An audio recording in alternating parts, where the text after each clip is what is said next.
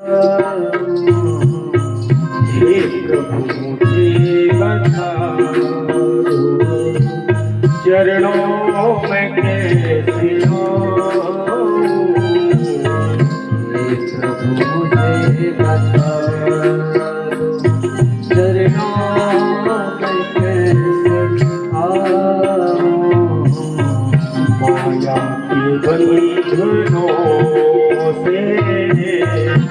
माया के बंधनों से छुटकारा कैसे पाऊं।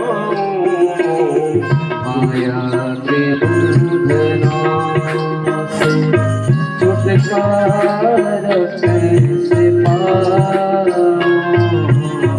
हे प्रभु मुझे बता दो।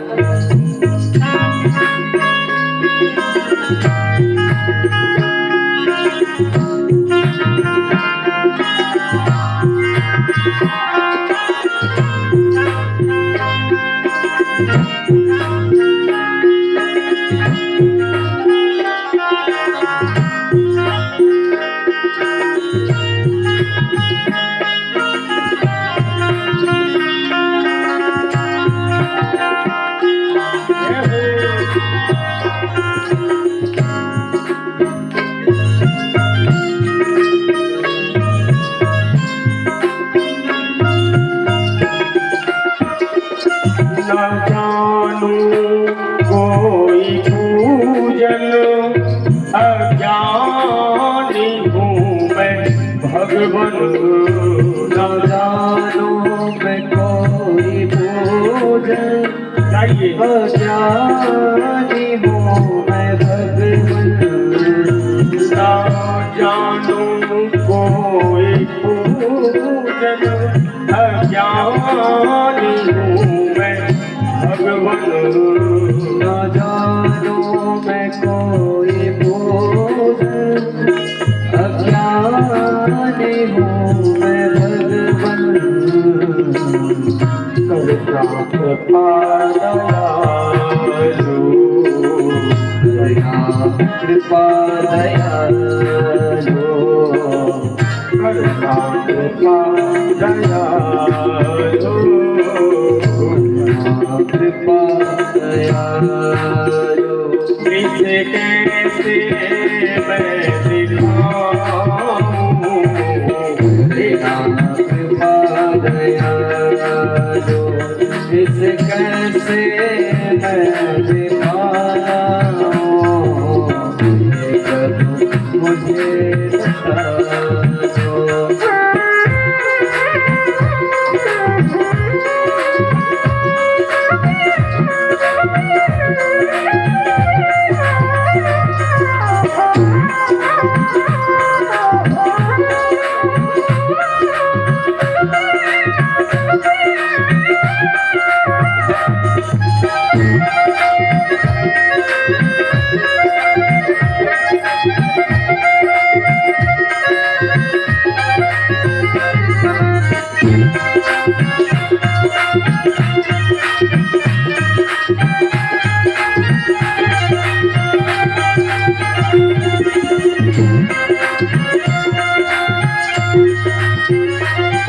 अच्छा हूँ या बुरा हूँ, जैसा भी हूँ तुम्हारा।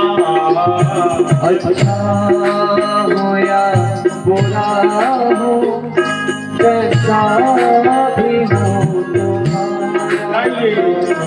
अच्छा हूँ या बुरा हूँ, जैसा भी हूँ तुम्हारा। अच्छा हो या बुरा हो, जैसा भी हो तुम्हारा। ठुकराओ ना मुझे अब, ठुकराओ ना मुझे अब, ठुकराओ ना मुझे अब, ठुकराओ ना मुझे अब।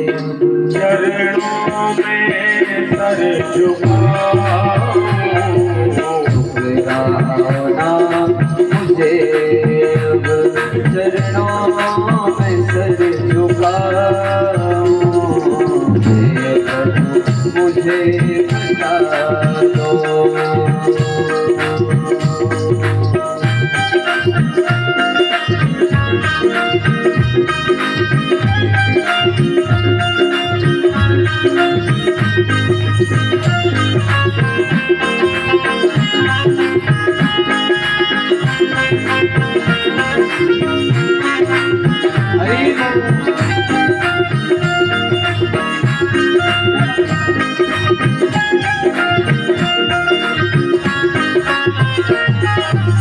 मैं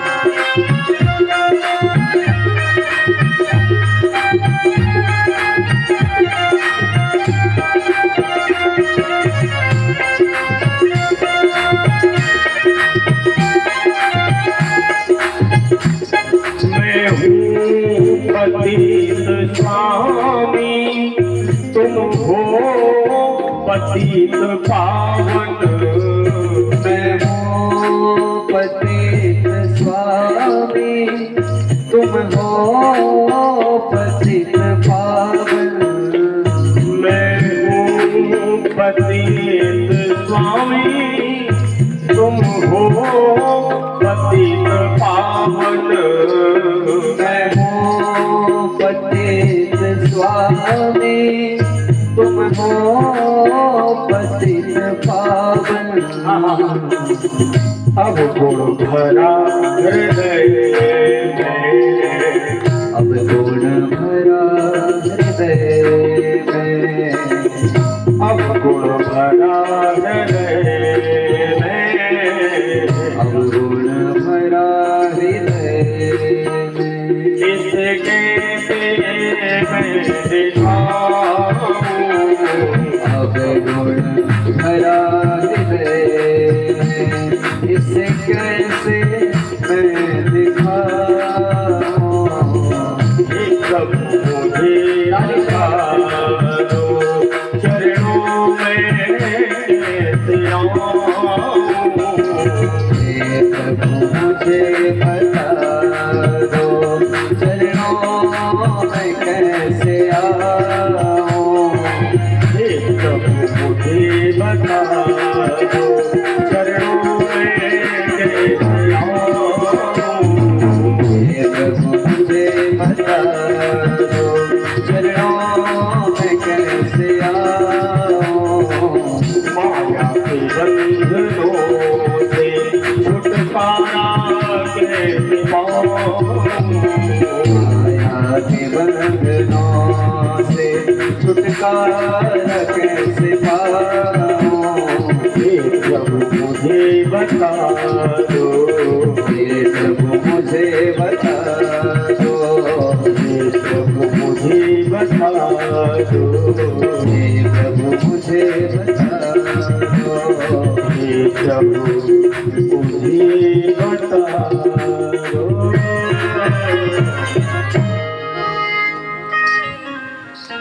स्वयं सीखिए राधे राधे राधे। एक बार सब कहिए ना, राधे राधे।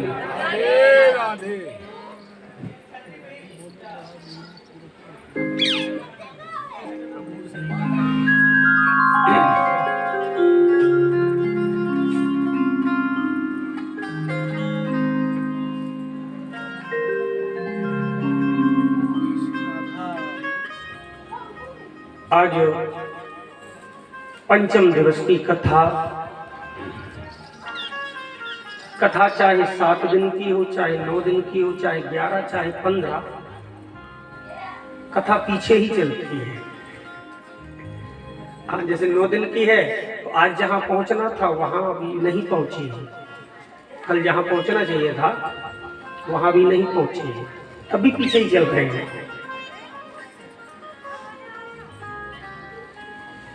आइए हम लोग अविलंब कथा में प्रवेश करें। कल हम लोगों ने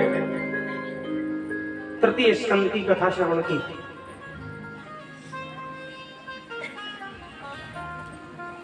तृतीय स्कंद में भगवती सती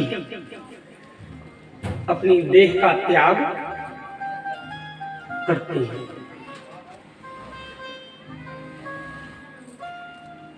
देवी सती ने जब देह का त्याग किया है, वीरभद्र तब कोप पठायो। वीरभद्र को प्रकट भगवान शिव ने किया है। वीरभद्र कोई और नहीं, शिवांश है, ये शिव के ही अंश हैं। वीरभद्र ने मारा, यथा योग्य सबका सत्कार किया, यथा योग्य सबको दंड दिया।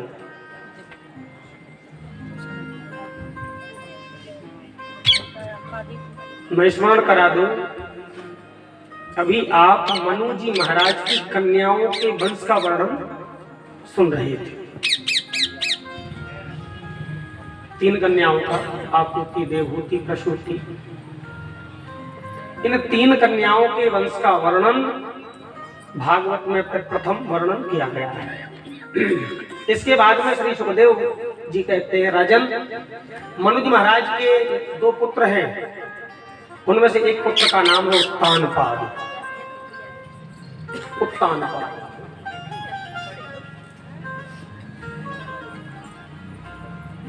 यहां से कथा होती है ध्रुव जी महाराज की। ध्रुव चरित्र यहां से प्रारंभ होता है। महाराज उत्तानपाद जिनकी 2 पत्नियां हैं, 2 पत्नियां हैं। एक का नाम है क्या, सुरुचि, और एक का नाम है सुनीति। कथा यद्यपि आप लोगों ने खूब सुनी होगी, बड़ी प्रसिद्ध कथा है। एक का नाम है सुनीति, एक का नाम है सुरुचि।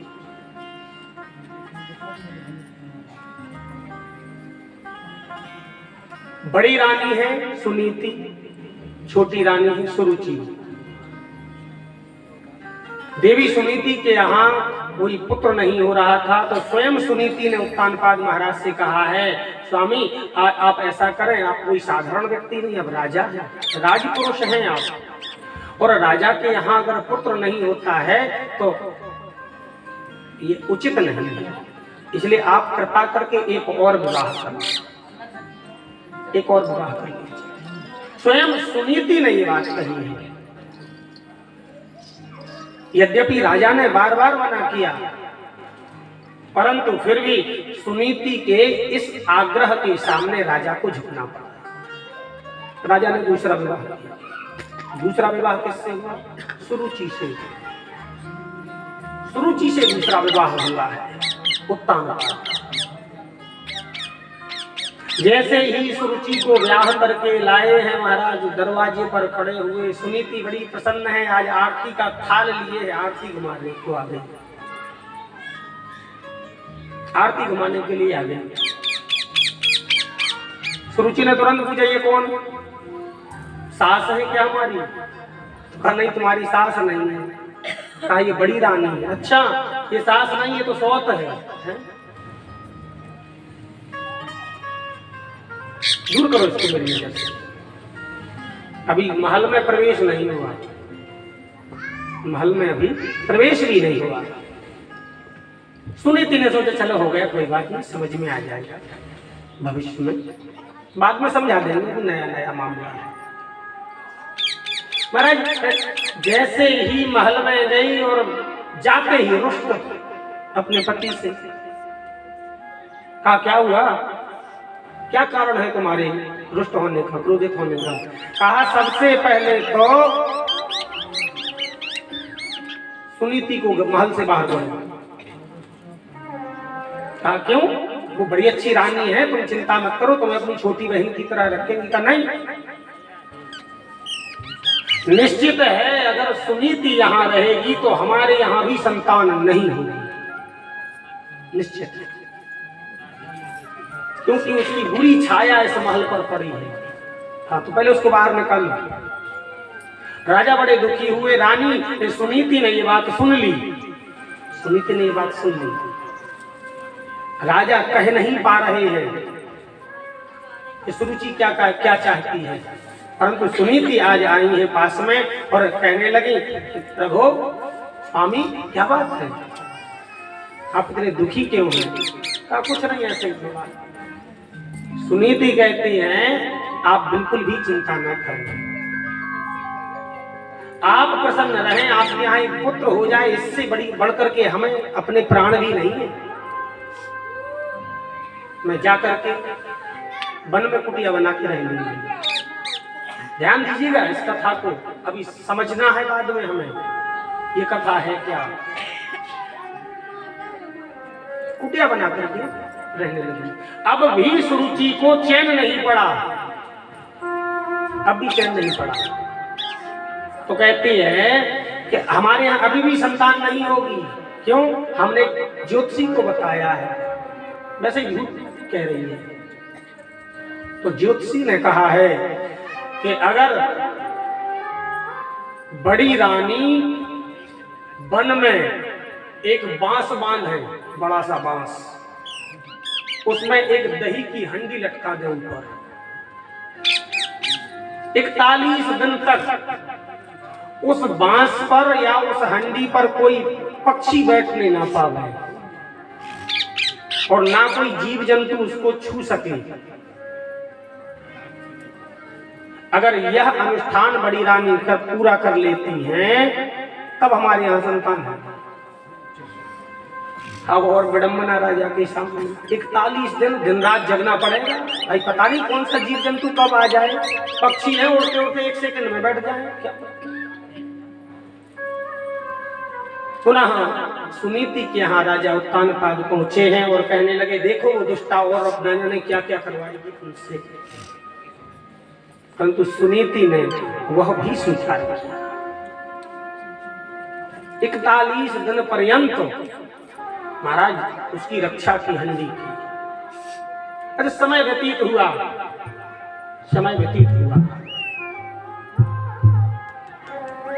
चूंकि राजा उत्तानपाद को अब भी विशेष प्रेम सुनीति से ही था, प्रेम तो सुनीति से था, लेकिन सुरुचि के डर से कुछ कर नहीं पाते थे, कर कुछ नहीं पाते थे।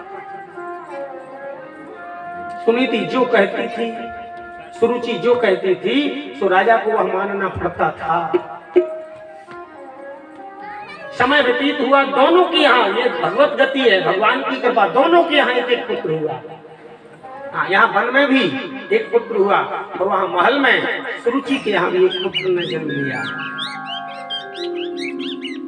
दोनों के नामकरण संस्कार हुए। एक का नाम रखा महल में रहने वाली सुरुचि का जो पुत्र है उसका नाम रखा क्या, उत्तम, और वन में रहने वाली सुनीति के यहाँ जो पुत्र हुआ उसका नाम ध्रुव,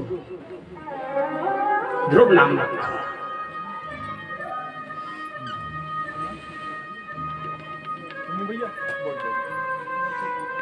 अब थोड़ा सा इस कथा को हम लोग समझते हैं कि उत्तानपाद, सुरुचि, सुनीति, उत्तम, ध्रुव ये है क्या, कौन है ये?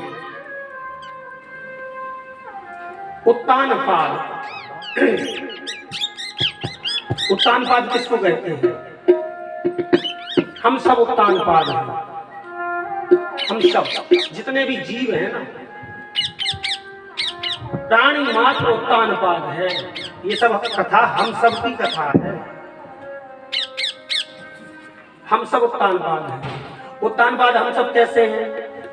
तो कहा उत ऊर्ध्वौ पादौ यस्य उत्तानपाद, मतलब जिसके पैर पहले ऊपर थे बाद में नीचे हो गए वो उत्तानपाद है। अच्छा, हमारे पैर ऊपर कब थे?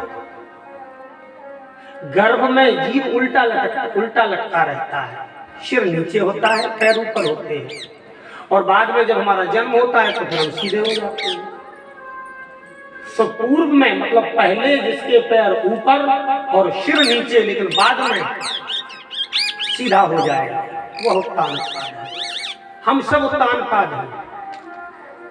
अगर हम सब उत्तानपाद हैं तो उत्तानपाद की 2 पत्नियां थीं, हमारी भी 2 पत्नियां हैं। तो कहा हाँ, हमारी भी 2 पत्नियां ही हैं, हम सबकी 2 पत्नियां हैं। उत्तानपाद की 2 पत्नियां कौन सी थी? एक का नाम था सुनीति और एक का नाम था सुरुचि। हमारी भी यही 2 पत्नियां हैं, एक का नाम है सुनीति और एक का नाम है सुरुचि। सुनीति का अर्थ क्या होता है? सुष्ठुर नीति, सुंदर नीति, जो सही मार्ग पर चले वो सुनीति। और सुरुचि का अर्थ क्या होता है? स्वस्य रुचि, अपनी मन के मालिक, जो हमारे मन में आया हमें वो करना है, गलत हो चाहे सही हो इससे मतलब नहीं है, ध्यान दीजिएगा। तो वो कौन है? वो सुरुचि है। हमारी भी बुद्धि, जीव की बुद्धि को ही उसकी पत्नी कहा गया है। हमारी भी बुद्धि दो प्रकार की है। एक कहते हैं बुद्धिमानी और एक होती है मनमानी। एक बुद्धिमानी और एक मनमानी। मनमानी मतलब सुरुचि और बुद्धिमानी मतलब सुनीति। अब आप विचार करो, सुनीति के यहां तो ध्रुव जन्म लिए। ध्रुव का अर्थ क्या होता है? ध्रुव, ध्रुव मतलब अटल। ध्रुव का अर्थ होता है अटल। स्वाभाविक है, जो वेद युक्त नीति, जो शास्त्रों में जिस नीति का वर्णन किया गया है, उस नीति पर, उस मार्ग पर, उस पथ पर जब चलेंगे हम, तो हमारे यहाँ जो पुत्र होगा, जो फल होगा, फल मतलब पुत्र, जो हमें उसका फल मिलेगा वो अटल होगा, अखंड होगा। आज भी ध्रुव तारा का हम दर्शन करते हैं, अखंड है, अखंड है। परंतु जब हम सुरुचि के पुत्र का क्या नाम है? सुरुचि के पुत्र का क्या नाम है? उत्तम। अच्छा एक बात बताओ, अगर हम मनमानी करेंगे तो क्या उसका फल हमें उत्तम मिलेगा? हम अपने मन से चलें, कोई मतलब नहीं, शास्त्र से ना वेद से, कोई मतलब नहीं पुराणों से, हम तो अपनी मनमानी करेंगे तो क्या उसका फल उत्तम हो सकता है? तो फिर सुरुचि के यहाँ उत्तम कैसे पैदा हो गया? कहते हैं कि इसका वास्तविक नाम उत्तम नहीं है, इसका नाम था तम। तम, तम मतलब अंधकार, कहते ना तमसो मा ज्योतिर्गमय। तम मतलब अंधकार। जब हम मनमानी करेंगे तो हमें उसका फल उत्तम नहीं मिलेगा, तम मिलेगा। तम मतलब अंधकार, उपसर्ग लगाकर के उसको उत्तम बना दिया। तम मतलब अंधकार। अगर हम मनमानी के अनुसार, अपने मन के अनुसार चलेंगे तो उसका फल उत्तम कभी नहीं मिल सकता महाराज, वो तो गर्त में गिराने वाला फल मिलेगा। इसीलिए उत्तम मर गया, उत्तम मरता है, परंतु ध्रुव कभी नहीं मरता। ध्रुव अखंड है, ध्रुव अखंड है। भागवत की वैसे प्रत्येक कथा अपने शरीर पर अध्यारोपित की जा सकती है। प्रत्येक कथा, ये केवल जो भी कहानियां हैं, ये केवल कहानियां नहीं है भागवत में। प्रत्येक कथा को अपने ऊपर हम ढाल सकते हैं, प्रत्येक कथा को। आपको ये मौका मिले तो 15 दिन की कथा होगी, अगर ठाकुर जी ने चाहा तो। हाँ, तब थोड़ा सा पर और विस्तार होगा। अभी भी बहुत संक्षिप्त रूप से चलना पड़ रहा है। प्रेम से कहिए राधे राधे। हाँ, दिन जितने बढ़ेंगे विस्तार भी उतना, तब थोड़ा सा प्रत्येक कथा हमारे जीवन अपने ऊपर ढाल सकते हैं। प्रत्येक कथा बताया नहीं कि धुंधकारी क्या है? धुंधकारी हम सब धुंधकारी है, हम सब धुंधकारी है। तो इसका भी महाराज पूरा व्याख्यान जब दो तो समझ में आता है कि अच्छा इस प्रकार से हम धुंधकारी है। प्रेम से कहिए राधे राधे। ध्रुव जी महाराज जब थोड़े से बड़े हो गए, 5 वर्ष की उनकी अवस्था हो गई, एक बार खेल रहे थे अपने मित्रों के साथ में। खेलते हुए ध्रुव जी महाराज, और खेल क्या खेल रहे थे, चलो आज अपने अपने पिता का नाम बताओ। अब बालक खेल रहे, सब लोग अपने अपने पिता का नाम बताने लगे। कोई जरा नत्थू, हाँ, कोई कुछ अपने अपने पिता का नाम बता रहे हैं। जब ध्रुव जी का नंबर आया,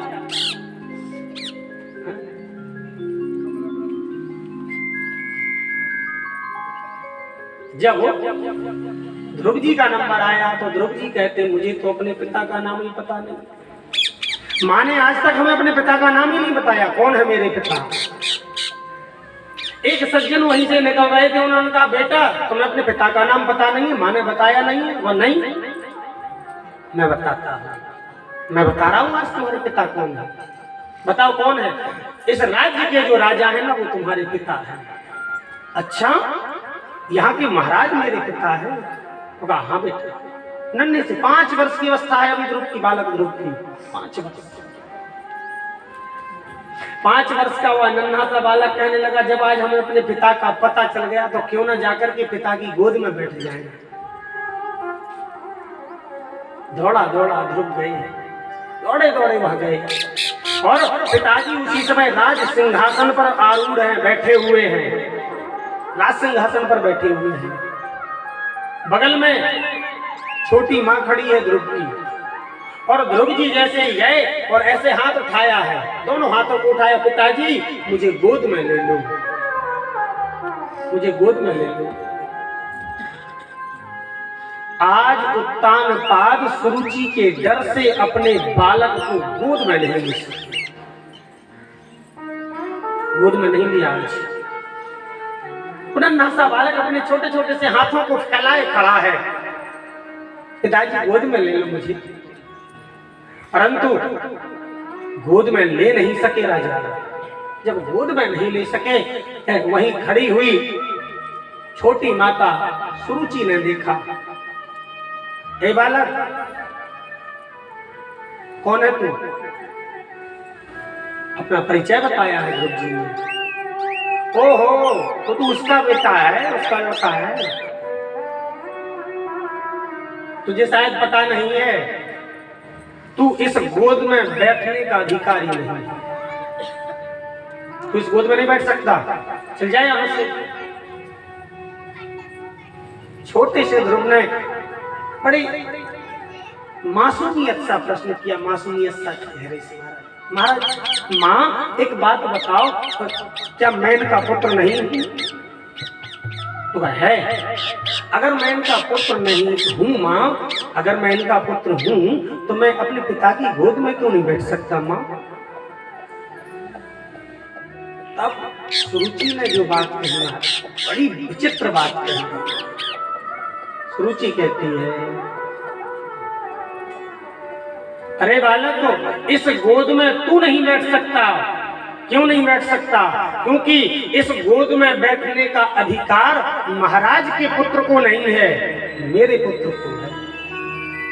यद्यपि तू महाराज का पुत्र है, लेकिन मेरा पुत्र नहीं है। और इसकी गोद में, राजा की गोद में, केवल मेरे द्वारा जना हुआ पुत्र ही बैठ सकता है। ध्रुव जी ने कहा, माँ अगर मैं इस गोद में बैठना चाहूं तो मुझे क्या करना पड़ेगा? मैं ऐसा क्या करूं जिससे मुझे ये गोद मिल जाए? तब सुरुचि कहती है, तपसा आराध्य पुरुषं तस्यैवानुग्रहेण मे गर्भे त्वं साधयात्मानं यदीच्छसि नृपास। अगर तू अपने पिता की गोद में बैठना चाहता है बालक, तो जा तपसा आराध्य पुरुषम, वन में जा और वन में जाकर के पहले भगवान का भजन कर। ध्यान से सुनिएगा क्या कह रही है सुरुचि, कितनी बड़ी बात कह रही है नन्हे से बालक से। अगर तू इस गोद में बैठना चाहता है तो सर्वप्रथम वन में जा और वहां जाकर के भजन कर, और जब भगवान तुझ पर प्रसन्न होकर के कहे कि वरदान मांग, तब वरदान मांगना कि हे प्रभु मुझे ऐसा वरदान दो कि मैं माता सुरुचि के गर्भ से जन्म लूं, तब कहीं जाकर के तुझे यह गोद प्राप्त हो। और सत्य कहूं तो आज माता सुरुचि ने केवल ध्रुव का अपमान नहीं किया, भगवान का भी अपमान कर दिया। भगवान से भी श्रेष्ठ अपना गर्भ मान रही है, अपना उदर मान रही है सुरुचि। क्या कहती है? पहले भगवान को प्रसन्न कर, जब भगवान कृपा करेंगे तब तुझे मेरा गर्भ मिलेगा वरदान में। हाँ, धक्का देकर के महाराज बाहर कर दिया है बालक ध्रुव को। रोते रोते ध्रुव अपनी माता के पास में आए हैं और माँ के पास में खड़े होकर के मैया ने पूछा, बेटा क्या बात है, क्यों रो रहे हो? मातु सपत्न्या सदुरुक्त विद्धा स्वसंरुषा दंडहतो यथाहि स्वामि संतं पितरं सन्नवाचौ जगाम मातुः प्ररुदं सकाशम्। आज बिलखते हुए रोते हुए आए और माँ को अनर्गल कहने लगे। उस जैसे ही अपनी छोटी माँ को अपशब्दों का प्रयोग करने ही वाले थे, उस दुष्टा छोटी माँ ने मुझे धक्के मार के निकाल दिया, ऐसा कहने ही वाले थे कि उसी समय मैया ने, माता सुनीति ने अपनी साड़ी का पल्लू ध्रुव के मुंह पर रख दिया। बेटा ऐसा नहीं कहते, वो माँ है तुम्हारी। आहा, ये सुनीति है, ये सुंदर नीति। जिस माँ ने अपमान किया है उसके लिए भी सुनीति कह रही है, नहीं बेटा वो तुम्हारी माँ है, उसके लिए अपशब्दों का प्रयोग करने का अधिकार तुम्हें नहीं है, तुम अपशब्दों का प्रयोग नहीं कर सकते। अरे माँ, उसने मुझे अपने पिता की गोद में नहीं बैठने दिया। सुनीति कहती है, बेटा चिंता मत करो, अगर भगवत इच्छा रही, अगर भगवान की इच्छा रही तो वो गोद क्या, तुम्हें और बड़ी गोद प्राप्त होगी। अरे माँ, उसने हमसे कहा है कि वन में जाकर के तपस्या करो, इसमें बुरा क्या कहा, इसमें बुरा क्या कह दिया? जो उपदेश मैं तुम्हें नहीं दे सकी वो तुम्हारी छोटी माँ ने तुम्हें उपदेश दे दिया। अंतर देखिए, हम में और माता सुनीति में कितना अंतर है। यद्यपि छोटी माँ ने अपराध किया है, गलती पूरी छोटी माँ की है, लेकिन सुनीति नहीं चाहती कि मेरे बालक का संस्कार बिगड़े। और हम होते तो मान लो सुनीति के स्थान पर हम होते तो यदि भले हमारे बेटा की गलती हो, महाराज डंडा लेकर के पहुंच ही जाती है, अरे तेरी बजा, हमारे बेटे से ऐसा बोलेगी, बड़ी रानी बनी फिरती है। परंतु सुनीति कहती है नहीं, ऐसा नहीं। अगर आज मैंने बालक ध्रुव के सामने उसकी छोटी माँ को, ध्रुव के सामने उसकी छोटी माँ को अगर मैंने कुछ कह दिया तो इसका संस्कार बिगड़ जाएगा। संस्कार न बिगड़ने पाएगा, संस्कार नहीं बिगड़ना चाहिए। चाहे महाराज अमीरी गरीबी बनी रहती है, कोई बड़ी बात नहीं है, मरना जीना भी बना रहता है, ये भी कोई बड़ी बात नहीं है, लेकिन सबसे बड़ी अगर कोई बात है तो संस्कार। संस्कार बहुत बड़ी बात है। अगर हमारा संस्कार बिगड़ गया तो महाराज वहीं से हमारी जो पीढ़ी है वह क्रमशः संस्कारहीन होती चली जाएगी।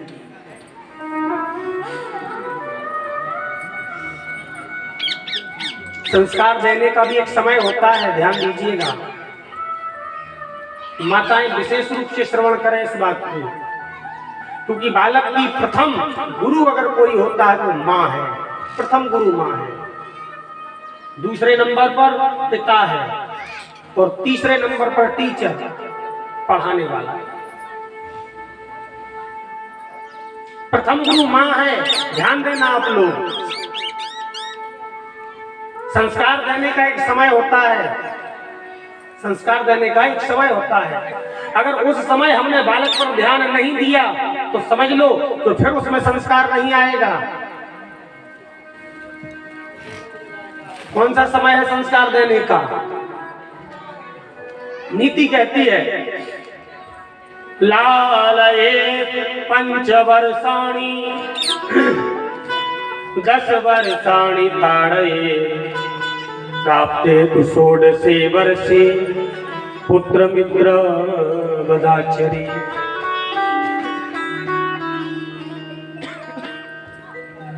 राधे राधे। एक बार और कहिए राधे राधे। जब कोई यहाँ आता है ना फूल आदि चढ़ाने, तो सभी माताएं वहीं देखती हैं आज किस रंग की साड़ी पहनी है आज। साड़ी का रंग मत देखो। हाँ, उसको देखने की जरूरत नहीं है। भगवान करेगा तो उससे अच्छा रंग मिल जाएगा। हाँ, मैं बार बार सचेत करता हूँ। देखिए कथा कहने का अर्थ यही है, अगर आपका मन इधर उधर व्यग्र हो तो उसको कैसे भी करके फिर से खींचना है हमें। तो हम आई इसीलिए है। आप लोग ना सुने, हम बकते रहे तो ऐसे का काम के बकता फिर बकते चले गए। हाँ सुनाऊंगा, जबरदस्ती सुनाऊंगा। और का अगर यहाँ आवास जाओ तो सुनना पड़ेगा। अब फिर वो अलग बात है, हम जब हमारे आएंगे ही ना। प्रेम से कहिए राधे राधे। मैं क्या कह रहा था, अगर अभी पूछ लूंगा तो शायद है कोई बता पाएगा। नहीं, आप श्रोता है, मैंने तुम्हें देखा है। आगे बैठने वालों में आप श्रोता है। प्रेम से कहिए राधे राधे। मैं बड़ी काम की बात बता रहा हूं आप लोगों को। लालयेत 5 वर्षाणि 10 वर्षाणि ताड़येत प्राप्ते तु 16 वर्षे पुत्र मित्र वदाचरेत। बालक जन्म से 5 वर्ष तक कोशिश करो बच्चे को डांटना भी ना पड़े। बिल्कुल मत डांटो ना मारो, क्योंकि तुम कितना भी समझा लो 5 वर्ष का बालक समझने वाला नहीं है। उसमें समझने योग्य बहुत ज्यादा बुद्धि नहीं है। 5 वर्ष तक ना उसको डांटो ना मारो, उसको केवल और केवल प्रेम दो। उसको ऐसा लगे कि माता पिता के अतिरिक्त इस संसार में कोई है ही नहीं, बाकी सब बेकार है।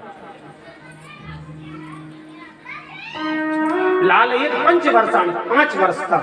अच्छा, अब 5 वर्ष से जो 15 वर्ष की उम्र है, ध्यान दीजिएगा, ये जो 10 वर्ष है 5 वर्ष की उम्र से 15 वर्ष की जो उम्र है, ये उम्र संस्कार देने की है। इस उम्र में हमने जिस प्रकार से संस्कार बालक में भर दिए वो जीवन पर्यंत काम आएंगे। लेकिन संस्कार देने का अर्थ केवल उसको सिखाओ मत, आचरण करके भी सिखाओ। आचरण करके भी सिखाना पड़ेगा। हम कहें, खूब कहें बेटा हमारा सम्मान करो, हमारा सम्मान करो, और सास ससुर का हम ही ना करें तो वो ना समझ में आ रहा। हाँ, तुम्हें आचरण करके बताना पड़ेगा सम्मान ये होता है। ये जो 10 वर्ष है, इन 10 वर्षों में हमने जिसमें जैसा संस्कार डाल दिया जिस बालक में, वो जीवन पर्यंत साथ देता है, काम करता है। इन्हीं वर्षों में हम लोग क्या करते हैं? अच्छा, बच्चे को झूठ बोलना कौन सिखाता है? बालक को झूठ बोलना कौन सिखाता है? हम। अपने घर के बालक को झूठ बोलना हम ही सिखाते हैं।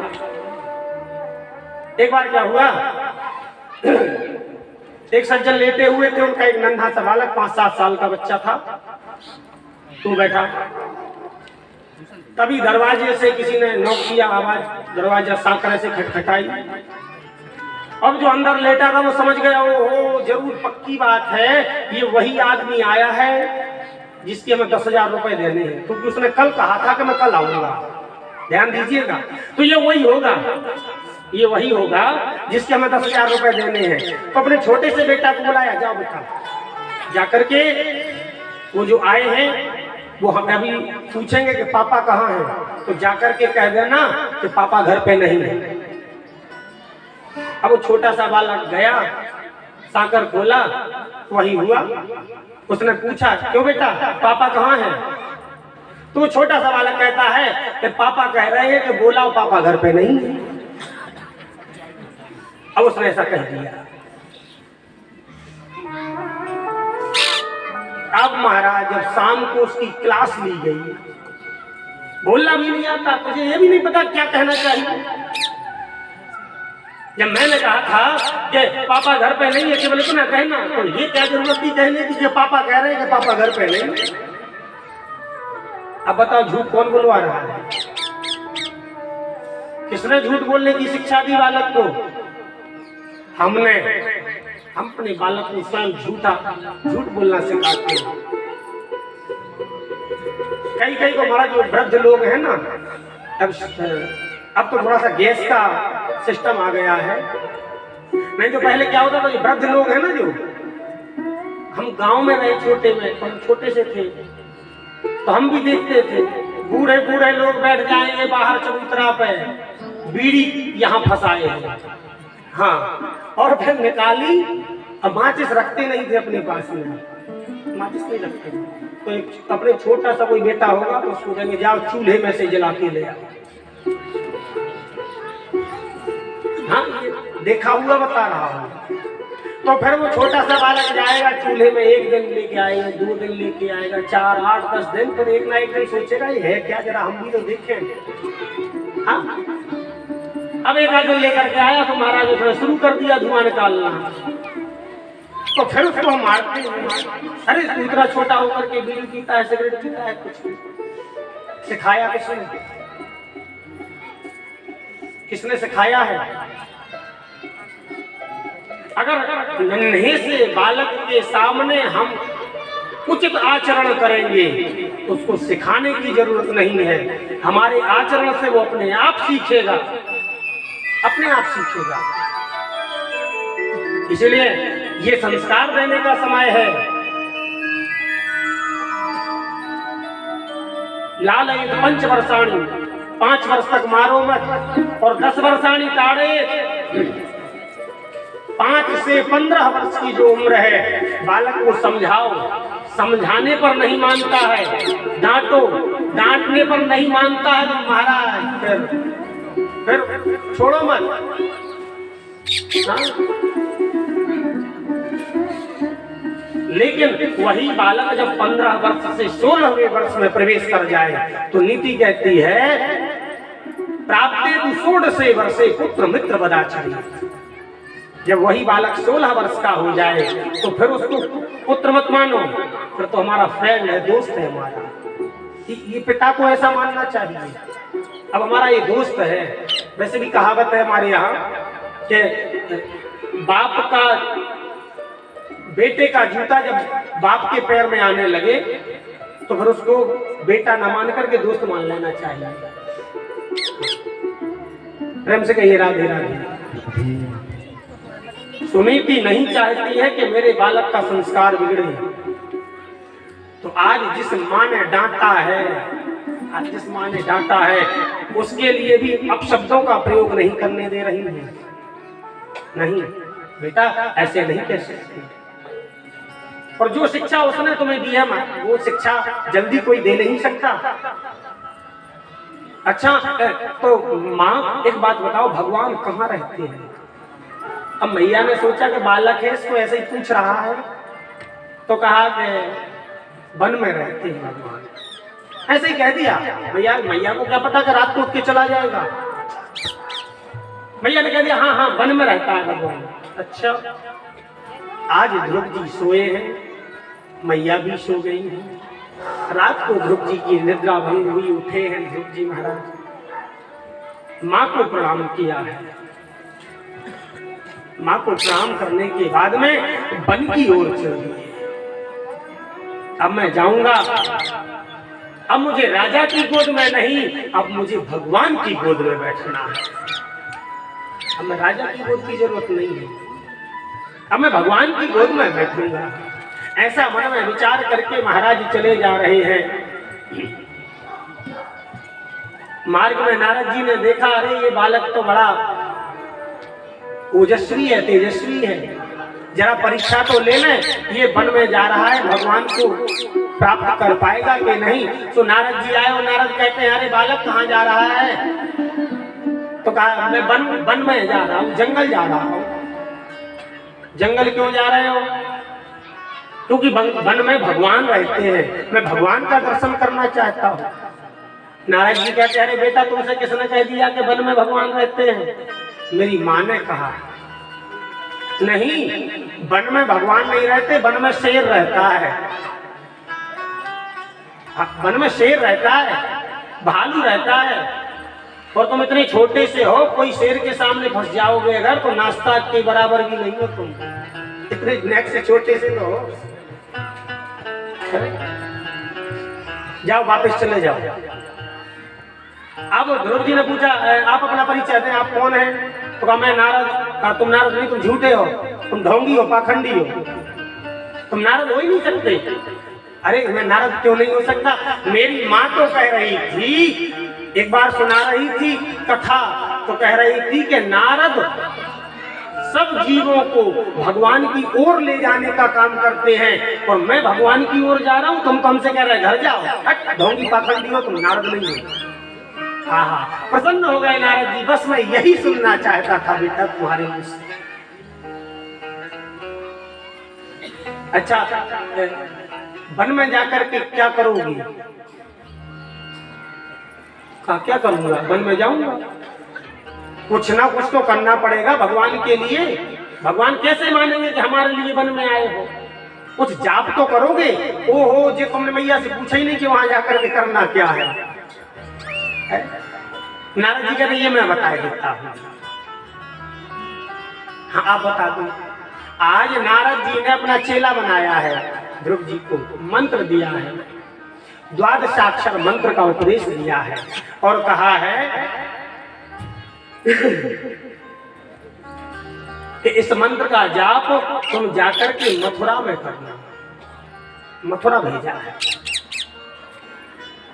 ततात गच्छ भद्रं ते यमुनाया स्वटं शुचि पुण्यं मधुवनो यत्र सानिध्यं नित्यदा हरे। मथुरापुरी में जाओ और वहां जाकर के इस द्वादशाक्षर मंत्र का जाप करना। मथुरा में भगवान तुम्हें शीघ्र प्राप्त होंगे वृंदावन में। क्यों? क्योंकि वहां पर भगवान का वास सदैव रहता है, सदैव भगवान रहते हैं। भगवान वृंदावन छोड़ करके कभी जाते नहीं है, कभी नहीं जाते। वृंदावनम परित्यज्य पादमेकम न गच्छति। भगवान स्वयं कहते हैं इस बात को कि मैं वृंदावन का परित्याग करके एक कदम भी कभी बाहर नहीं जाता। वृंदावन की सीमा से बाहर एक कदम भी मैं कहीं नहीं जाता, मैं हमेशा वृंदावन में वास करता हूँ। महाराज मथुरा पहुंचे हैं, यमुना के तट पर बैठ गए हैं ध्रुव जी और जाप कर रहे हैं। ओम नमो भगवते वासुदेवाय। सब गाइए। भगवते वासुदेवाय। ओम नमो भगवते वासुदेवाय। ओम नमो भगवते वासुदेवाय। ओम नमो भगवते वासुदेवाय।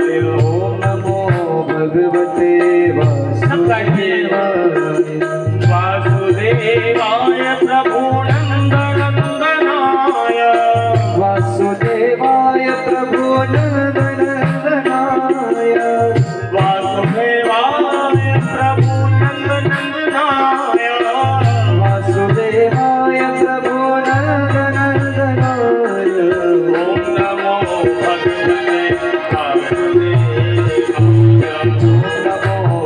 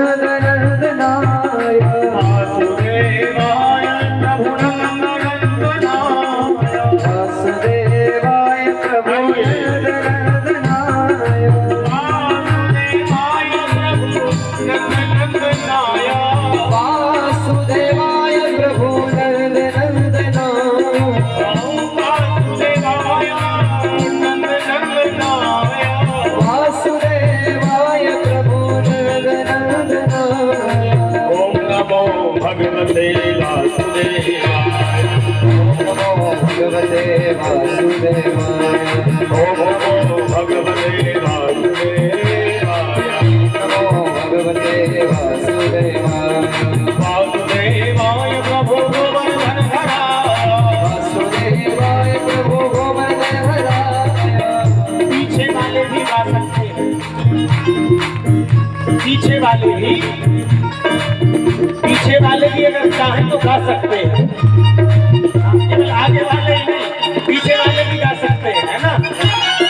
वासुदेवाय प्रभु गोवर्धन धराया, वासुदेवाय प्रभु गोवर्धन धराया, गोवर्धन धराया नंद नंदनाया, गोवर्धन धराया नंद नंदनाय, नंद नंदनाय प्रभु वासुदेवाय, नंद नंदनाय प्रभु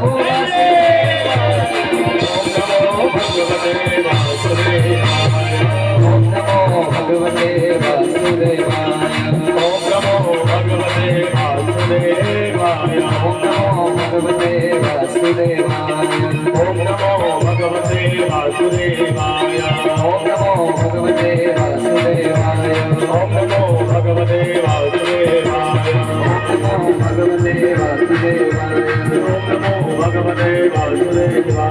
नमो भगवते वासुदेवाय, ओम नमो भगवते वासुदेवाय, वासुदेवाय नंद नंदनाय, नंदनाय, वासुदेवाय।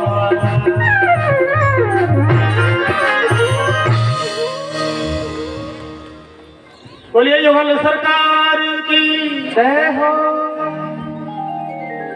इस प्रकार से मथुरा पहुंचे हैं और मथुरा पहुंचने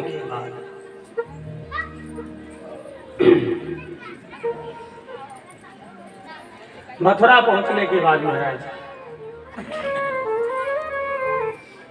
अखंड तप किया है, अखंड। 5 वर्ष के नन्हे बालक ध्रुव ने 5 वर्ष के बालक ध्रुव ने 5 महीने की तपस्या से भगवान को प्राप्त कर लिया।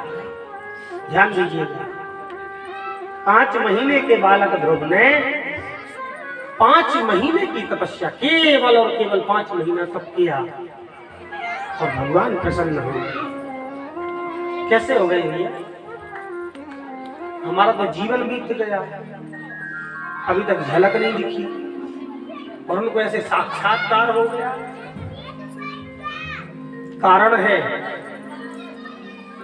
ध्रुव की बुद्धि निर्मल है और महाराज हमारी बुद्धि में विकार भरे पड़े हैं। कहां से दिखेंगे? सपने में भी दिख जाए तो कल्याण हो जाए। हाँ, सपने में ना दिखे भगवान, सपने में भी दुनियादारी ही दिखे। तो लोग कहते हैं एक दूसरे को सुना तो जो भी हमारा दुनियादारी की चर्चा तो खूब सपने में आती है, परंतु भगवान नहीं आते। क्यों? क्योंकि भगवान कहते हैं निर्मल मन जन सो मोहि पावा,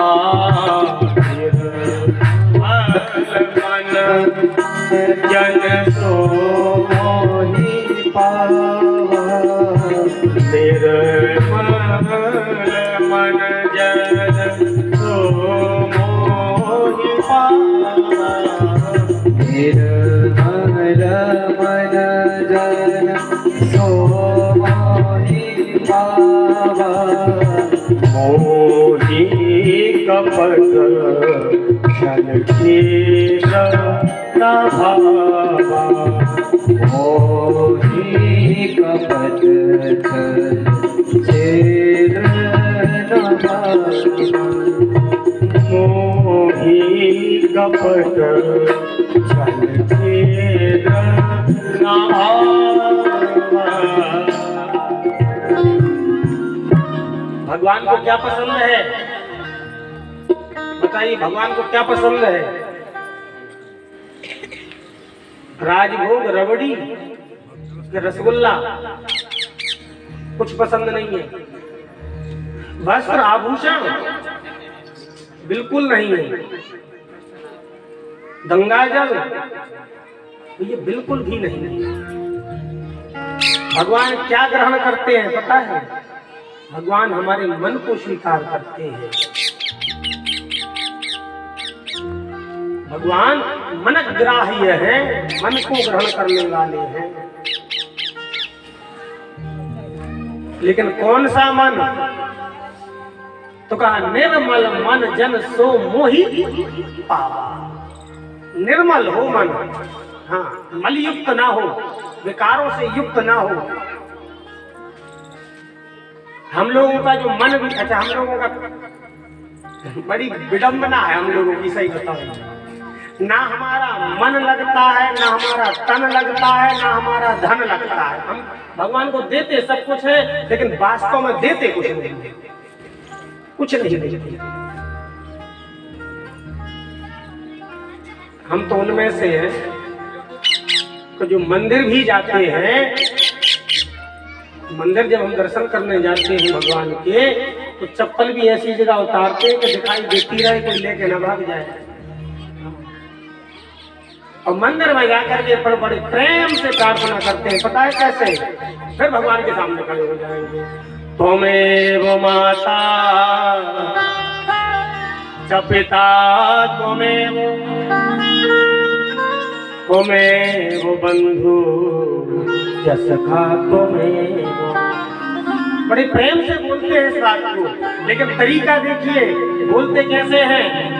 भगवान सामने विराजमान है, हाथ जोड़ लिए, त्वमेव माता, भगवान की तरफ देखकर।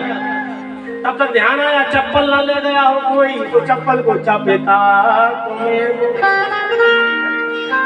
ये हमारी बुद्धि है, मल युक्त। त्वमेव बंधु च सखा त्वमेव। ये हमारा मन है। और भगवान क्या कहते हैं? भगवान भाव से मिलते हैं, केवल और केवल भाव से। भाव अगर नहीं है तो कहते भाव बिन सुनी पुकारे मैं कभी सुनता नहीं। वैसे हम खूब कहते राम राम राम राम राम कहते रहो, भगवान कहते बक रहे हो तो बको, लेकिन भाव से अगर एक बार नाम लिखो जाए, एक बार, बस केवल एक बार का नाम कल्याण कर दो। भगवान कैसे प्राप्त होते हैं? भाव से।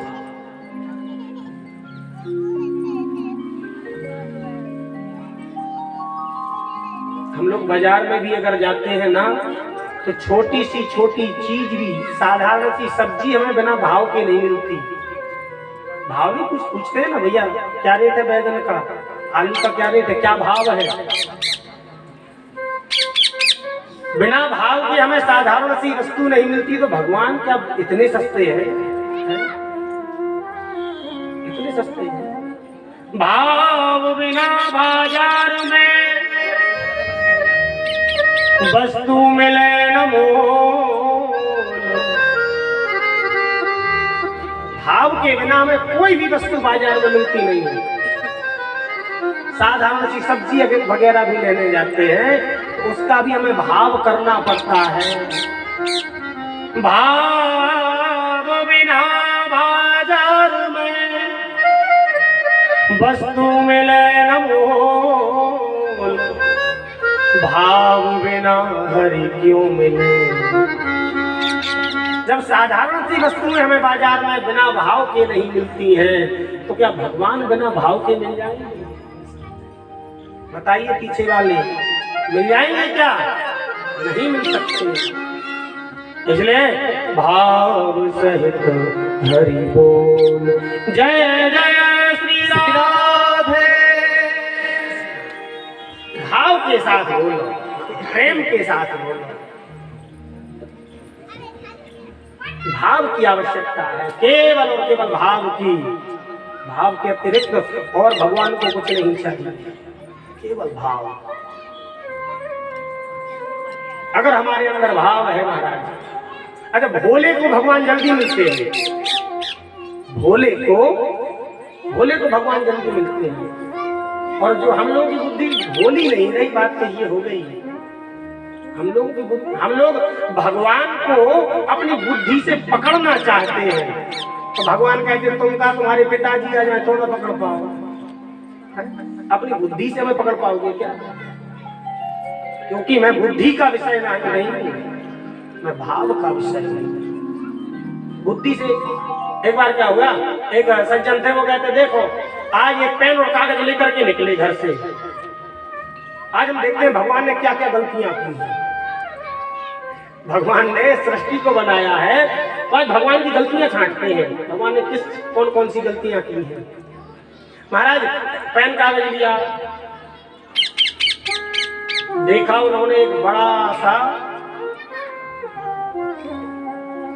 काशी फल कुम्हड़ा, इतना बड़ा कुम्हड़ा जमीन में रखा था, लगा हुआ था। अरे राम राम, देखो भगवान की पहली गलती नोट करो। पहली गलती, इतना बड़ा फल और इसको एकदम रस्सी जैसे इसमें फंसा दिया। इसकी लता पता एकदम बिल्कुल पतली, इसको तो किसी बड़े पेड़ में लगाना चाहिए था। पहली गलती। अब दूसरे आगे बढ़े तो एक आम के बगीचा में पहुंचे। देखो यही तो विधाता की बुद्धि है, मैं होता तो बनाता तरीके से सृष्टि को। ये देखो आम का पेड़ पे इतना छोटा सा फल लगा दिया, वहां जमीन में इतना बड़ा रख दिया। क्या बुद्धि है। ऐसे नोट करते करते करते वही आम के यहाँ महाराज लेट गए। ठंडी ठंडी हवा लगी तो थोड़ी सी नींद आ गई। उस क्षण क्या हुआ, एक ऊपर से आम गिरा और महाराज सीधा नाक पे गिरा तो नाक पकोड़ा बन गई। नाक पकोड़ा हो गई। तुरंत खड़े हुए कहने लगे अरे राम राम राम, ये पूरा काटो, बिल्कुल गलती नहीं हुई विधाता से, ब्रह्मा से, भगवान से बिल्कुल गलती नहीं हुई। सोचो आम इतना सा था, हमारी नाक पे गिरा, ये दुर्दशा हुई। अगर वही इतना बड़ा काशी फल गिरता तो क्या होता? अगर कुम्हड़ा गिरता हो इतना बड़ा, कहने का मतलब हम भगवान को अपनी बुद्धि से पकड़ने की कोशिश करते हैं, और वस्तुतः भगवान भाव का विषय है, बुद्धि का नहीं है। बुद्धि से हम उसे नहीं पकड़ पाते, उसे हम अपनी बुद्धि से नहीं पकड़ पाएंगे। भगवान भाव से रिश्ते, भाव जिसके अंदर है। एक भोला नाम का एक भक्त था, भक्तमाल में एक बड़ा सुंदर दृष्टांत है। तो भोला नाम का भक्त था, वो वास्तव में यथा नाम तथा वो बड़ा भोला था। वो प्रेम से कहिए राधे राधे, एक बार और कहिए राधे राधे। भोला नाम का वह भक्त खाता बहुत ज्यादा था, इतना खाता था कि महाराज घर में जितना बने तो खाते ही जाए, इतना खाए कि खाते ही जाए। भाभी आदि परेशान हो गई तो उसको घर से निकाल दिया, कहा जाओ। अब वो जाए कहाँ? एक आश्रम में पहुंचा है, और आश्रम में वहां महंत जी बैठे थे। तो महंत जी से कहा है महाराज हम इस आश्रम में रहना चाहते हैं, रह ले। तो महंत जी ने कहा प्रेम से रहो, कुछ वेतन भी लोगे, कुछ काम करोगे तो वेतन लोगे। का वेतन कुछ नहीं लूंगा, बस हमें भोजन भरपेट मिलता रहे। हम भोजन में कमी नहीं रख सकते हैं, आप जो भी काम कहोगे हम काम कर देंगे, बस भोजन पूरा चाहिए भरपेट। हाँ ठीक है। अब महाराज क्या हुआ, चकाचक खाने को मिले आश्रम में, महात्माओं के यहाँ खाने की कोई कमी नहीं है। हाँ, कभी रबड़ी छनती है, कभी मालपुआ, कभी श्रीखंड, कभी राजभोग, खूब चकाचक खाने को मिलता है। खूब एकदम प्रेम से खाए। अब खाते खाते क्या हुआ, एक दिन एकादशी आ गई। अब एकादशी को तो व्रत होता है, आप लोग एकादशी करते हो? एकादशी का व्रत कौन कौन करता है आप लोग से?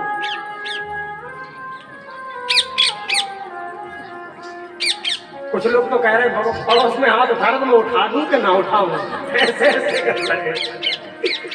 अरे करते हो तो उठा दो, वरना क्या है। बस एकादशी करना चाहिए, एकादशी जरूर करना चाहिए। सभी व्रतों का राजा है एकादशी। एकादशी सर्वोपरि व्रत है। और वैसे भी ये कोई सप्ताह में नहीं आता, ये तो 15 दिन में एक बार आता है, तो ये और बढ़िया है।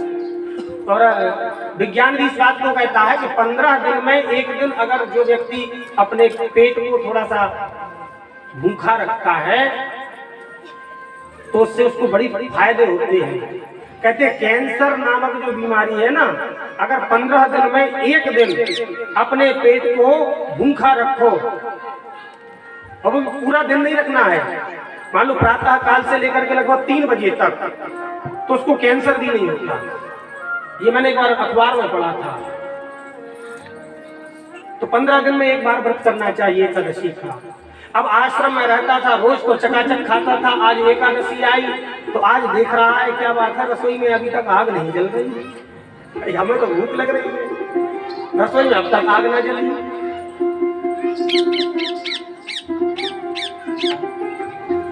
महंत जी के यहाँ पहुंचे, महाराज जी को आज कुछ समझ में नहीं आ रहा है, आज तो जितने महात्मा हैं तो सब माला झोली में हाथ डाल के राम राम राम राम कह रहे हैं, रसोई में कोई जा ही नहीं रहा है। तो कहा हाँ हाँ भूल गए थे हम तुम्हें बताना, आज एकादशी है। तो कहा आज क्या होगा, आज कुछ नहीं बनने वाला। अरे महाराज ये तो आपने बताई नहीं, हम तो एक दिन भी भूखे नहीं रह सकते, मर जाएंगे, हम नहीं रह सकते भूखे। तो कहा बिल्कुल नहीं रहोगे, तो नहीं रह पाएंगे, मर जाएंगे। तब कहा एक काम करो, चले जाओ अंदर कमरे में जहाँ पूरा आटा दाल चावल रखा है, उस कमरे में से एक अपने चेला को कहा जाओ इसके लिए आटा दाल चावल जो भी हो तो दे दो, आश्रम में मत बनाना तुम, आश्रम में तो सब तुम जाओ एकांत में, गायों को चराते हो वहीं गायों को चराना, और वहीं वन में जाकर के बना करके अपना खा लेना। लेकिन एक बात है, ठाकुर जी को भोग लगा करके ही खाना, बगैर उनको भोग लगाए मत खाना। तो कहा ठीक है। अब वो क्या जाने ठाकुर जी को भोग लगाने का मतलब क्या होता है। अब वो गया महाराज, उसने टिक्कड़ बनाया, दाल बाटी चूरमा बनाया, और महाराज बना करके ऐसे थाल में रख दिया, और कहता है राम जी आओ आओ राम जी, पहले आप खा लो फिर बाद में हम खा लेंगे। राम जी आओ। अब राम जी का को आने वाले, राम जी नहीं आ रहे। अब वह कहता है मेरे राम आइए, प्यारे राम आइए, मेरे भोजन का भोग लगाइए। राम आइए, मेरे राम आइए, मेरे भोजन का भोग लगाइए। ओ मेरे राम आइए, प्यारे राम आइए, मेरे भोजन का भोग लगाइए। मेरे राम आइए, प्यारे राम आइए, मेरे भोजन का भोग लगाइए। महाराज इस प्रकार से बड़े प्रेम से उसने जब राम जी को बुलाया, तो राम जी को आए ही राम जी के साथ में जानकी मैया आ गई। और उसने भोजन बनाया था 2 लोगों को, एक अपने लिए और एक भगवान को। दो लोग आएंगे तो 2 लोग खाएंगे, एक भगवान, गुरु जी ने कहा है कि एक भगवान खाएंगे और एक तुम। तो उसने 2 लोगों के लिए भोजन बनाया। अब खाने वाले कितने हो गए, 3, एक राम जी हो गए, एक जानकी मैया हो गई और एक वो स्वयं। अब उसने जैसे 2 लोगों को देखा तो सोचने लगा अरे राम, हमने एक को बुलाया था, ये 2 आ गए। अब आ गए तो भाई परोसना तो पड़ेगा ही, तो लगाया आओ। अब राम जी ने खाया, जानकी मैया ने खाया, वो जो थोड़ा सा बचा सो उसने खाया। अब वो कहता है चलो ठीक है, एकादशी वास्तव में एकादशी ही हो गई, बनाने के बाद भी खाने को नहीं मिला, एकादशी हो गई। अब वो पहुंचा, अगली बार जब दोबारा एकादशी आई तो गुरु जी से कहता है गुरु जी थोड़ा सा ज्यादा देना आटा, आटा गुड़ दाल थोड़ा ज्यादा देना। क्यों, अरे वहाँ 2 आते हैं, आप कह रहे थे 1, वहाँ 1 नहीं और वहाँ 2 आते हैं। अच्छा चलो ठीक है। अब गुरु जी ने सोच रहा है कि पेट नहीं भरा होगा, अब इसलिए कह रहा है कि 2 आते हैं। चलो ठीक है, एक काम करो बेटा, इसको थोड़ा सा ज्यादा बढ़ा करके दे देना। हाँ ठीक है। अब महाराज फिर वन में पहुंचा और उसने टिक्कड़ बनाया, और फिर कहता है मेरे राम आइए, सीता राम आइए, मेरे भोजन का भोग लगाइए। मेरे राम आइए, सीता राम आइए, मेरे भोजन का भोग लगाइए। ओ मेरे राम आइए, सीता राम आइए, मेरे भोजन का भोग लगाइए। मेरे राम आइए, सीता राम आइए, मेरे भोजन का भोग लगाइए। उसने 3 लोगों के लिए आज भोजन बना दिया, एक अपने लिए, एक राम जी को, एक जानकी मैया को। 3 लोग आएंगे भाई, हमारे समय 3 हो जाएंगे। अब जैसे ही बुलाया तो राम जी तो इंतजार में बैठे, तो बुलाए हम जाएं खाने के। तो जानकी मैया के साथ में राम जी जा ही रहे थे, तब लक्ष्मण जी मिल गए। अरे प्रभु कहाँ? कहा कुछ नहीं, वो हमारा एक भक्त बुला रहा है तो भोजन के लिए तो वहां जा। प्रभु अगर आपका थोड़ा सा प्रसाद हमें भी मिल जाए तो कृपा हो जाए। हाँ चलो चलो कोई बात नहीं। अब लक्ष्मण को साथ में ले लिए। अब जब वहाँ 3 प्रकट हो गए तो आपको फिर संशय बड़ा चक्कर में पड़ गए। अरे राम राम राम, ये तो बढ़ते जा रहे हैं। पहले कहा 1 आएंगे, आए 2, अब मैंने सोचा 2 तो 3 हो गए। अब वो राम लक्ष्मण जानकी को देखे और टिक्कड़ की तरफ देखे, बचेंगे कि नहीं बचेंगे। तो आ गए तो भाई महाराज थाली लगाई है, तीनों ने खाया, फिर एकादशी हो गई, फिर थोड़ा सा मिला। अब गुरुजी के पास में अगली एकादशी को पहुंचा। गुरुजी वो बढ़ते जा रहे हैं, हमारी समझ में नहीं आ रहा है, आप थोड़ा सा बढ़ा करके दो। तो गुरुजी कहते हैं क्या कर रहा है, समझ में नहीं आता, कहीं ऐसा अपने बेचता हो। चलो हो गया, कोई बात नहीं, बढ़ा दो। महाराज वो कीर्तन करे तो पहले आए थे राम लक्ष्मण जानकी, फिर भरत जी बढ़ गए, सो उपासा रहा, और लक्ष्मण शत्रुघ्न जी बढ़ गए। अब उसने सोचा क्या किया जाए, ये तो बढ़ते जा रहे हैं और पूरा काम हमें करना पड़ता है। अब एक बार हनुमान जी बढ़ गए, तो अब उसने भी पता है क्या किया। इस बार उसने गया वन में, ऐसा रख दिया आटा दाल और सब कुछ रख दिया। अभी भोजन बनाया नहीं है, भोजन नहीं बनाया, और गाने लगा ओ मेरे राम आइए, सीता राम आइए, मेरे भोजन का भोग लगाइए। मेरे राम आइए, सीता राम आइए, मेरे भोजन का भोग लगाइए। लक्ष्मण राम आइए, शत्रुघ्न राम आइए, मेरे भोजन का भोग लगाइए।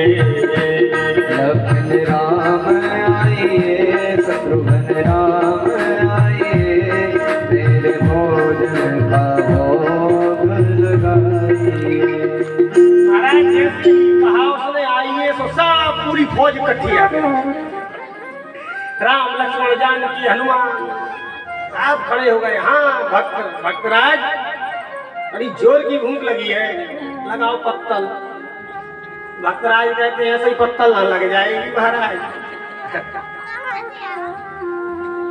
हम बना बना करके परेशान हो जाएं और हमें स्वयं को पेट भर के खाने को नहीं मिला कभी तुम्हारे चक्कर में।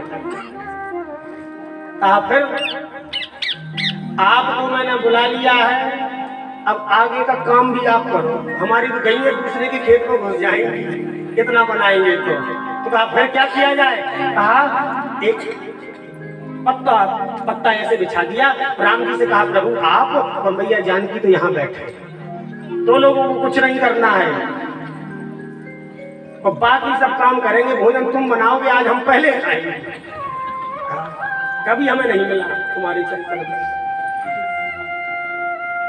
हनुमान जी महाराज गए हैं जंगल में लकड़ियां बीनने, ये काम हनुमान जी को दिया गया।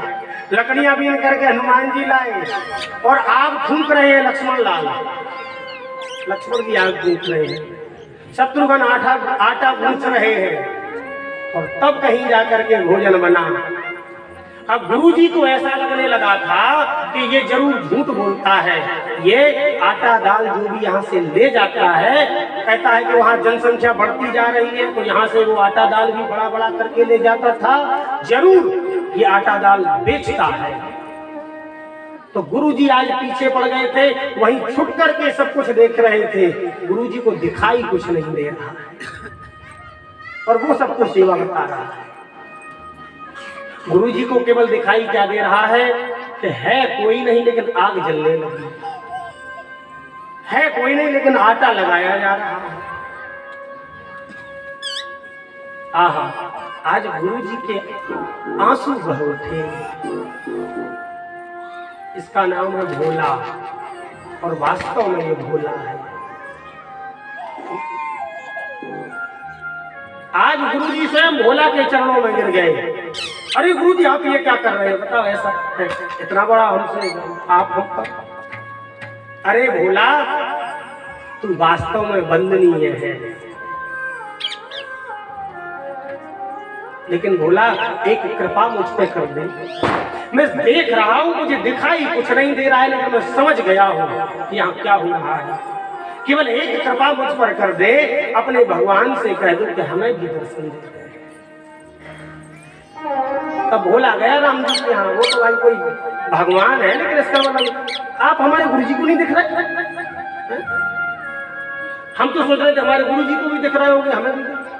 तो राम जी ने कहा देखो भोला भगत, ऐसा है हम उनकी आंखों में नहीं आ सकते, उनसे हम परे हैं।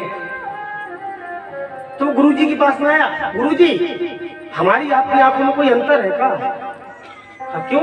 वो भगवान कह रहे हैं कि हम उनकी आंखों में नहीं आ सकते, मेरी आंखों में आ गए, आपकी आंखों में नहीं आ सकते, कुछ अंतर है? कहा हाँ अंतर बहुत ज्यादा है भोला, बहुत ज्यादा अंतर है, लेकिन इस अंतर को मिटा सकते हैं वही, अगर वो चाहे तो दर्शन हो सकता है।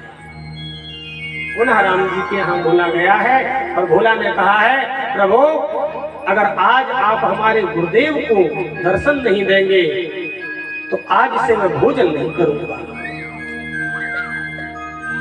भोला भगत पर भगवान ने कृपा की और आज गुरुदेव को भी भगवान ने साक्षात दर्शन दिया है। बोले भक्तवत्सल भगवान की।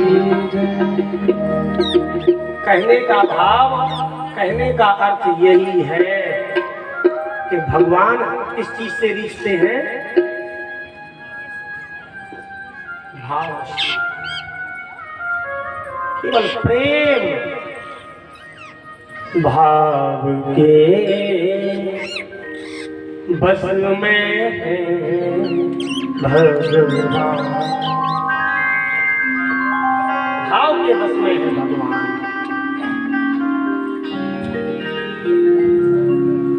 भाव के बस में है बस।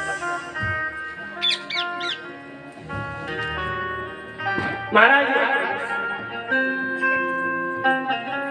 भाव के साथ में ध्रुव जी ने 5 महीने तप किया है और 5 महीने में भगवान सामने खड़े हो गए। वरदान मांगने को कहा है, ध्रुव जी ने कहा वरदान की अब हमें कोई आवश्यकता नहीं है, यद्यपि हम वरदान लेने के लिए ही यहाँ आए थे। हाँ ग्लानि के साथ तप किया है ध्रुव जी ने, प्रसन्नता से तप नहीं किया, नहीं आत्मग्लानि हो गई थी उनको, अरे हमें इस गद्दी पर बैठने को नहीं मिला, रुक जाओ मैं इससे बड़ी गद्दी प्राप्त करूंगा। ध्रुव सगलान जपेउ हरि नाऊ, आवा अचल अनुपम ठाऊ। तब कहीं जाकर के महाराज भगवान ने दर्शन दिया है और भगवान ने बहुत कृपा की है और कहा जाओ तुम जाकर के 36,000 वर्षों तक राज्य करो। आज ध्रुव जी महाराज दर्शन कर रहे हैं भगवान का।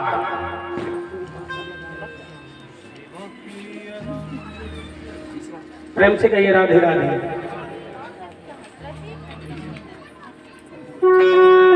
राधे राधे। एक बार और कहिए।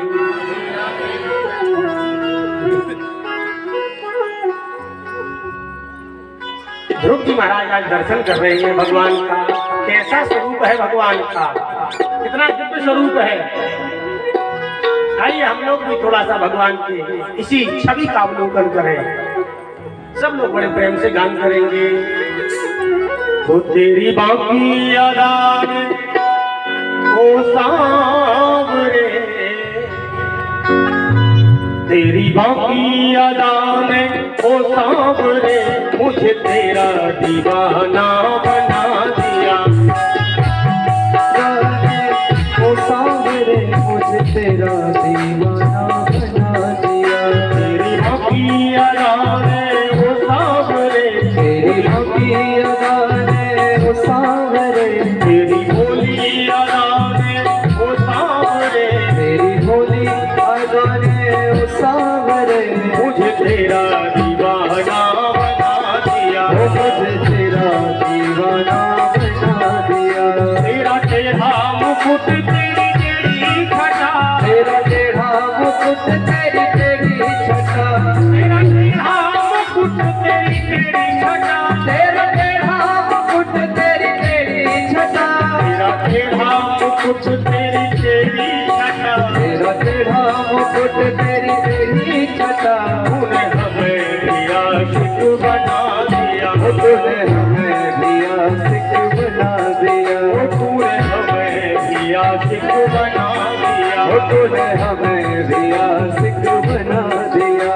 तेरी बाकी यादान ओ सांवरे, तेरी बाकी यादान ओ सांवरे, तेरी बाकी यादान ओ सांवरे, तेरी बाकी यादान ओ सांवरे, मुझे तेरा दीवाना बना दिया। मुझे तेरा दीवाना बना दिया।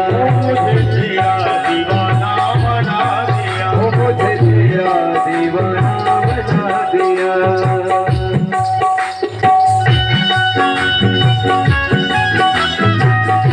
सारी सेवा करते हुए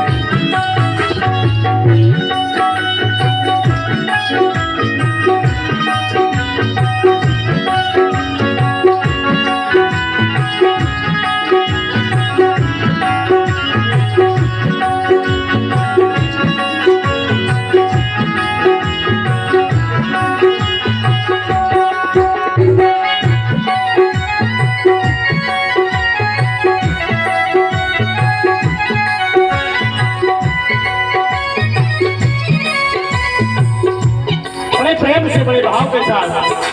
तेरा प्यार है मेरी जिंदगी, तेरा प्यार है मेरी जिंदगी, तेरा प्यार है मेरी जिंदगी, ओ तेरा प्यार है मेरी जिंदगी, तेरा काम है तेरी बंदगी, मेरा काम है तेरी बंदगी, तेरा काम है तेरी बंदगी, मेरा काम है तेरी बंदगी। जो तेरी खुशी वो मेरी खुशी, जो तेरी खुशी वो मेरी खुशी, जो तेरी खुशी वो मेरी खुशी, जो तेरी खुशी वो मेरी खुशी।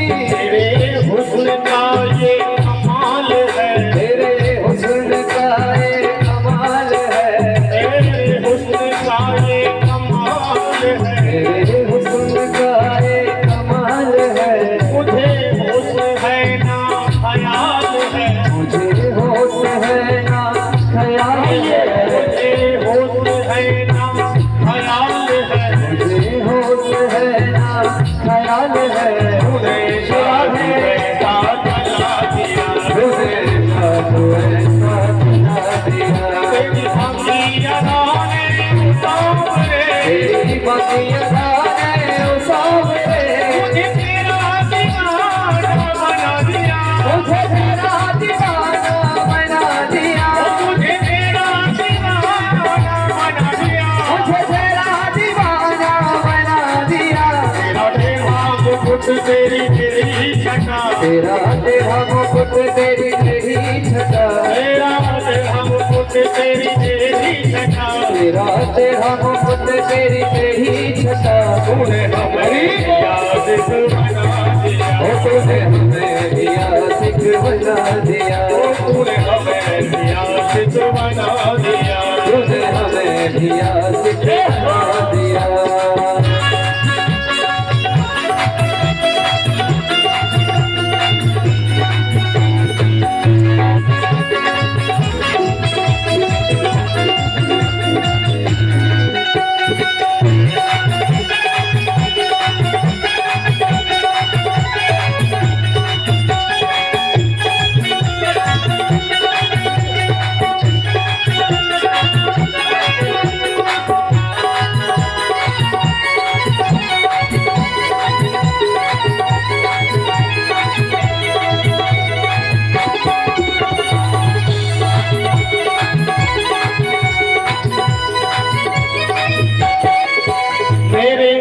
में तू ही तू बसा, मेरे दिल में तू ही तू बसा, मेरे दिल में तू ही तू बसा, मेरे दिल में तू ही तू बसा।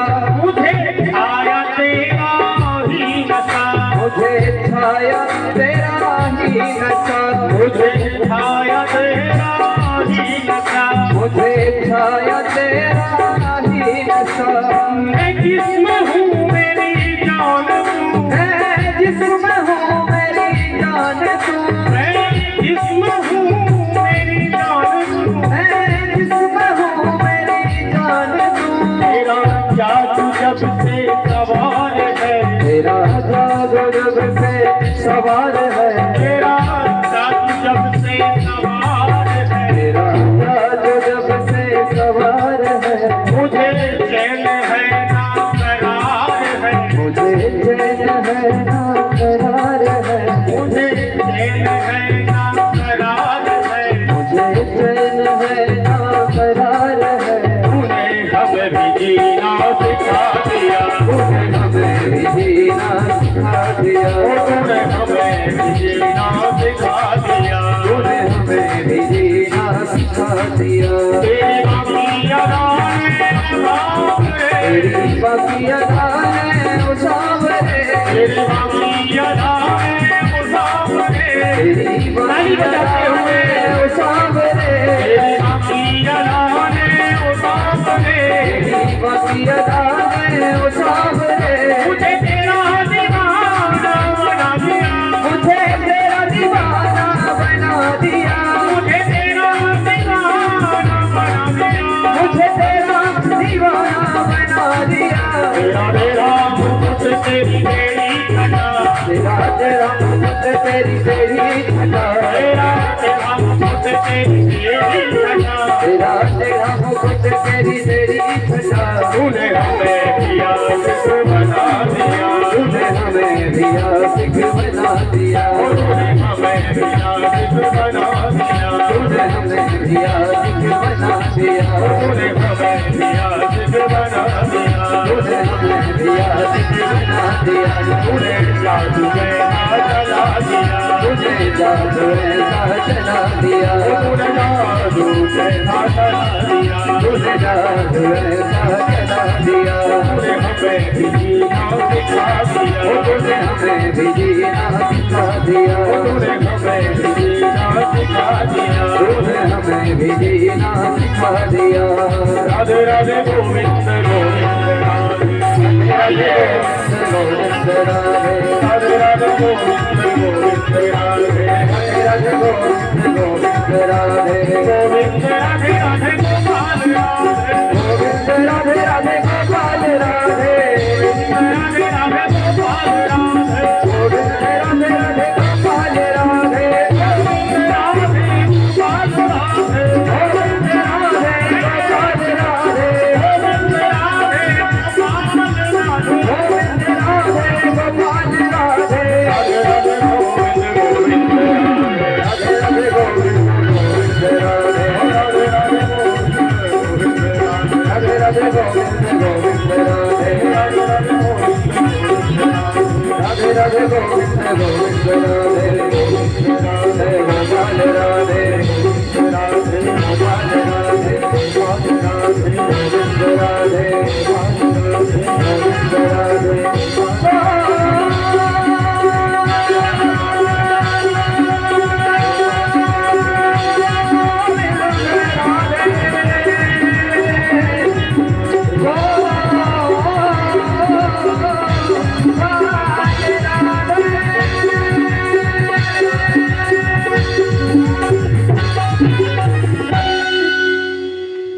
प्रेम से कहिए राधे राधे।